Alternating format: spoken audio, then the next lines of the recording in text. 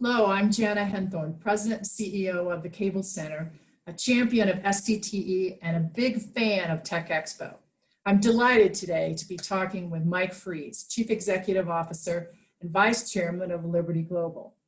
Liberty is an international television and broadband company with operations in 6 European countries under the consumer brands of Virgin Media, Telenet, and UPC. Mike and I are going to talk about innovation, leadership, and corporate culture, all important topics, especially in today's disrupted world. So Mike, thanks for sitting down with me today to talk about innovation. Sure. These are unprecedented times for sure. Yeah. But well, how are you doing? How is the Liberty team doing? Well, we'll never forget 2020.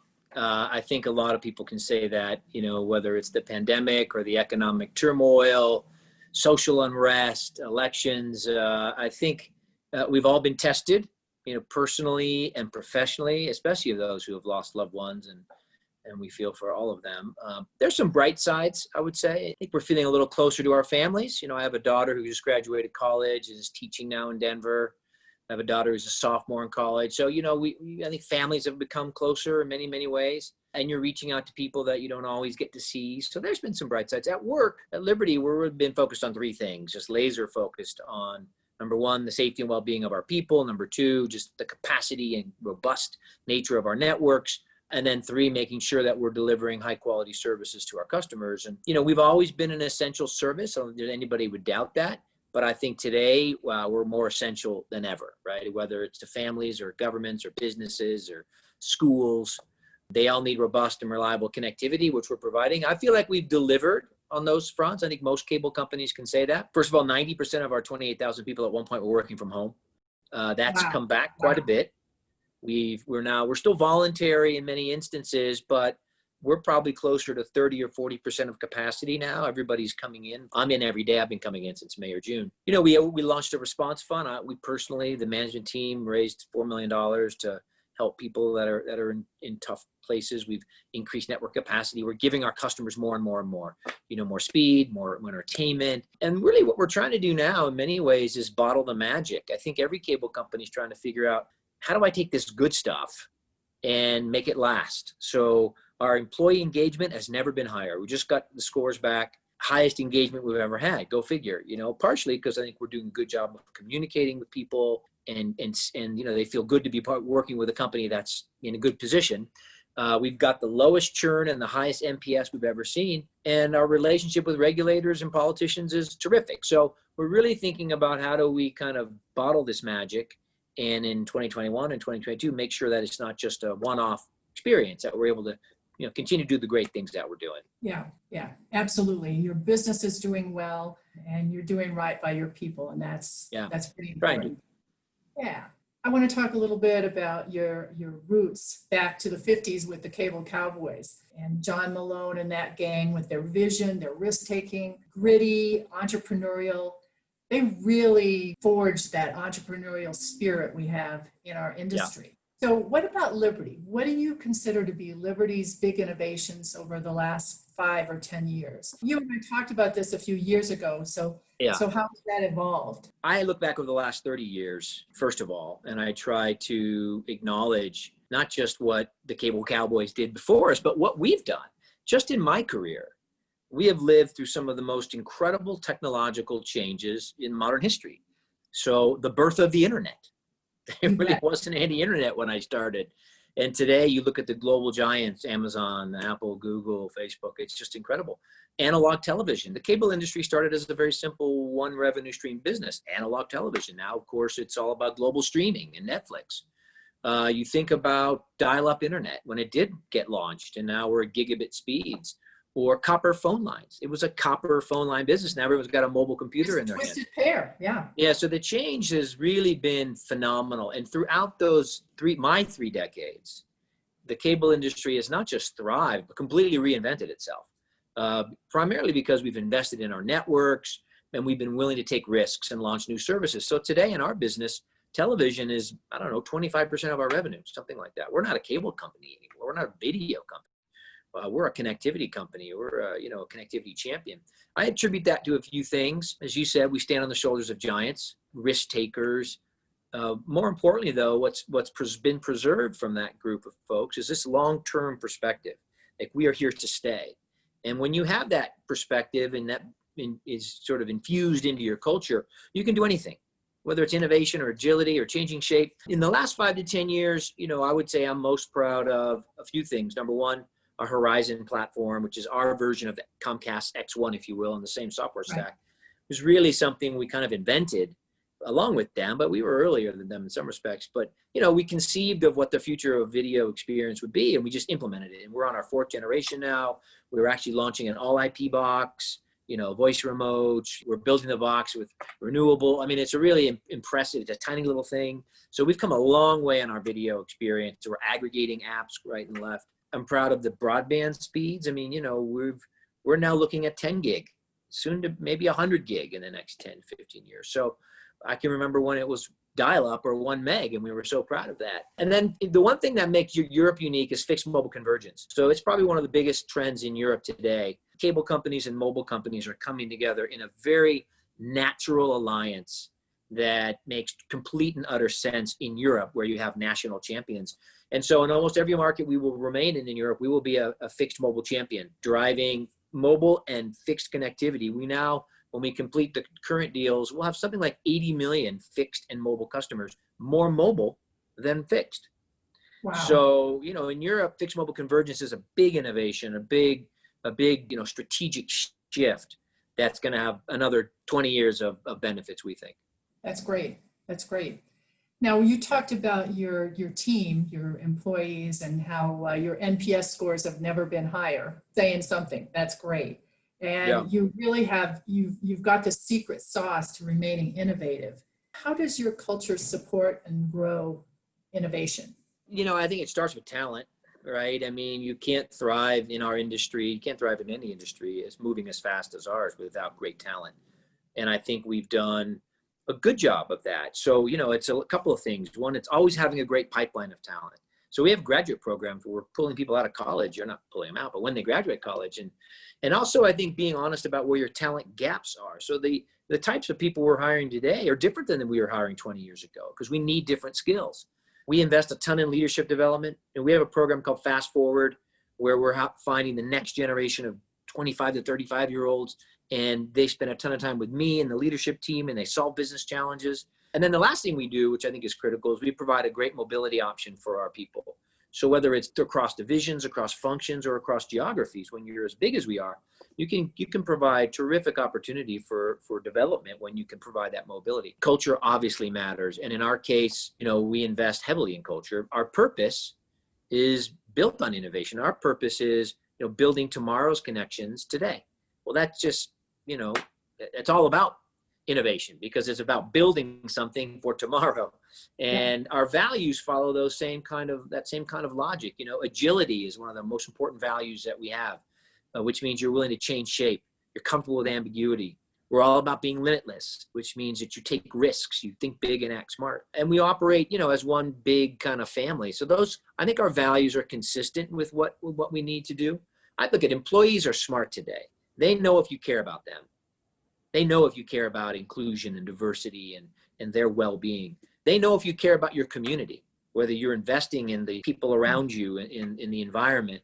And they know if you care about innovation, because they can tell if you encourage risk-taking, if it's okay to fail. And so it's all part of that, that virtuous circle you've got to build around talent and culture and purpose.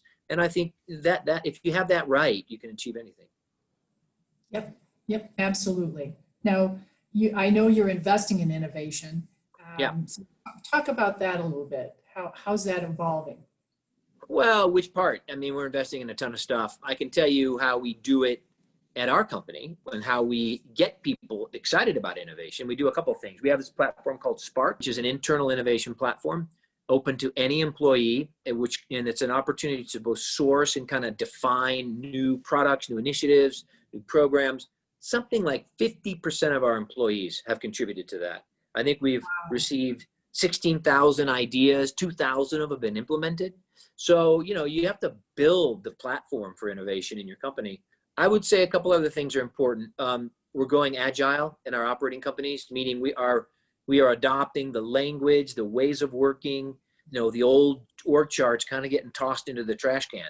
And that's a really powerful tool for innovation. We've changed how we performance manage. It used to be a simple, I sit down with you, I look at your goals and how did you do? Now it's actually all about what's important to you, how I can grow you into even a stronger individual, more coaching than sort of criticism, if you will. Lastly, we have a ventures group, like a lot of our peers, where we've invested in hundreds of companies. We probably over $1 billion portfolio of ventures, technology, software. So all those things together give you an external and an internal engine for creativity and growth and innovation that I think is, been the difference maker for us in many ways.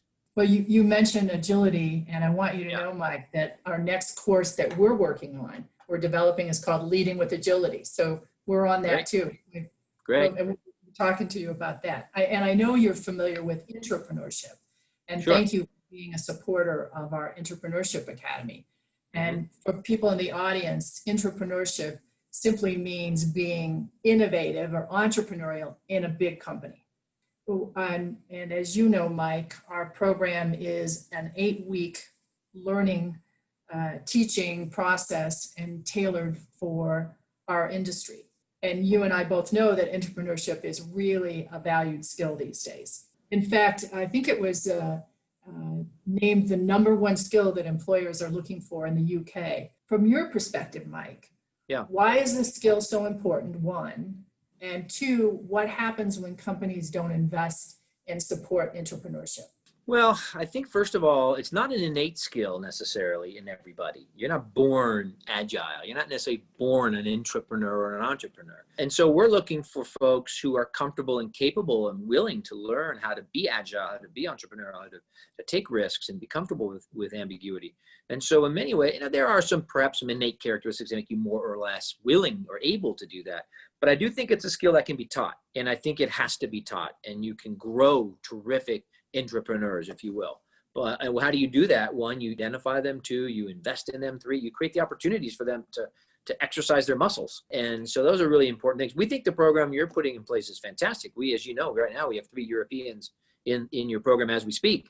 And all of them are thrilled to be part of this. And they're going to take those skills back to their individual areas and just, we think, rock it and do terrific work.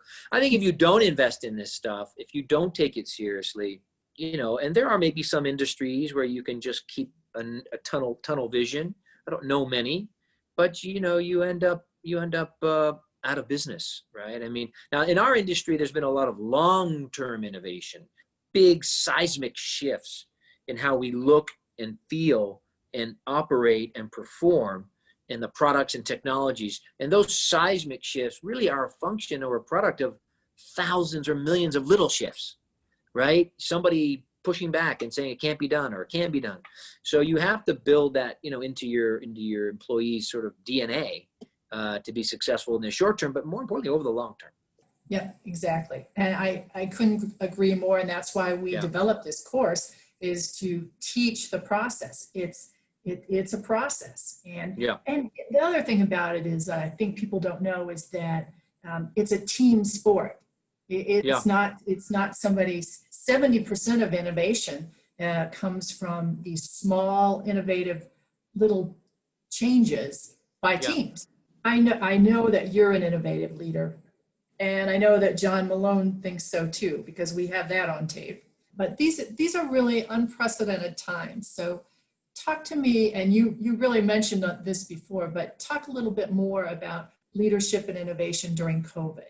Well, listen, I think if you've gone through this experience in business, which everybody in business has, you can't help but come out of it smarter with a lot of learnings, right? But I'd say to me, the single biggest observation or the single biggest, issue that we will be fortunate to have experienced is this sort of catalytic moment, right? And this crisis has been a catalyst for us, for innovation. I mean, I'll give you an example. Everybody was going digital. Of course, now going digital means, how you evolve your customer care, your customer contact platforms and experiences. And we were all doing it. But I'll tell you something, when you shut down your retail shops, when your door-to-door salesman can't be on the streets, when your call center in India is closed, you better figure out how to go digital or you're out of business. So we rapidly migrated all of the programs that we had invested in digital, whether it's online sales or customer care and contact. And that forced us to do it. And it was, in many ways, that's what creative destruction ends up in. Sometimes you find a challenge or adversity and you power through it and innovate around it and right through it. So in our case, that meant a lot and mattered a lot. I think it's also a catalyst for collaboration. I have seen unprecedented collaboration in my company among leaders up and down through the matrix, because everybody's feeling the moment and realizing that the other stuff didn't matter as much as getting this right or fixing this issue, whether it's people or networks, the communication. So it's a catalyst for collaboration. It's also a catalyst for leadership. I mean, if you're a leader and you didn't learn something about yourself, you weren't awake. I mean, whether it's how to communicate, how to show empathy and feel that empathy, how to solve problems, how to make tough choices. So anyway, I think these kinds of moments in time can be really, really useful. John likes to say, if you live long enough, you see everything twice. I don't want to see this one again. Yeah. But that's for sure. Right. But it certainly, in many ways, has been a growing experience for many of us, and a lot of positive can come out of it. And you've certainly, I mean, what if you had to say how much you've advanced technology-wise and process-wise? I heard someone say from another company say they've done 6 years worth of work in 6 months. I think it's definitely forced everybody to be their best, and that doesn't mean just be your best self. It means ideate faster, collaborate better, execute more proficiently, because there was so much at stake. Secondly, I think the work from home element of this, while I'm a bit of a traditionalist, because I like to be in the office, for a lot of people, I'm really proud of how we've transitioned. I mean, people who have kids at home and all sorts of challenges. I mean, everybody just really, really did a great job. I'm so proud of our teams who kept the momentum and found new ways to communicate and collaborate through a challenging, extremely challenging moment. So I think, I think that it's it's something we'll all look back on, we'll never forget. And I hope, and that's what I meant by bottle the magic. I'm in the process of an organizational review right now, working with McKinsey to try to figure out what went well, what we want to do more of, and how we accelerate the transformation we're undergoing in our operating model and our ways of working. So nobody wants to, everybody wants to find a way to bottle that magic, just as we are, and I'm sure they will. So. Mike, thanks so much for your insights today. My pleasure. Agility, always. Yeah, innovation, agility. You've been a great champion for the Cable Center, and it's inspiring to talk to you today and learn how you and the team are meeting this challenge. Yeah, So well, you've done a great job, Jen. I mean, we all love, admire, and respect the Cable Center, but it takes a special individual to nurture that, and you've done a fantastic job, and I'm certainly always proud to be part of it. So thank you, Mike. you got Appreciate it.